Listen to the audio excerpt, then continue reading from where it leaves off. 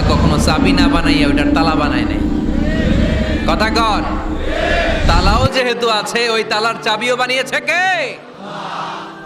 মা আনজালাল্লাহু দাআন ইল্লা আনজালাল্লাহু লাহু শিফা। আল্লাহ দুনিয়ায় এমন কোন রোগ পাঠায় নাই যেই রোগের ঔষধ বানায় নাই, এমন কোন রোগ নাজিল করে নাই যেই রোগের কোনো চিকিৎসা বানায় নাই, হয়তো সেটা আবিষ্কার হয় নাই। অনেকে ক্যান্সারের কথা বলতে পারেন যে হুজুর ক্যান্সার এমন রোগ, এই ক্যান্সার তার নাই কোনো অ্যান্সার, কিন্তু বিজ্ঞানীরা বলতেছে এটারও অ্যান্সার আবিষ্কৃত হচ্ছে। সুবহানাল্লাহ কইবেন না? কিছু কিছু ক্ষেত্রে হয়েও গিয়েছে। এজন্য দুঃখের পরেই আছে সুখ, কষ্টের পরেই আছে আনন্দ।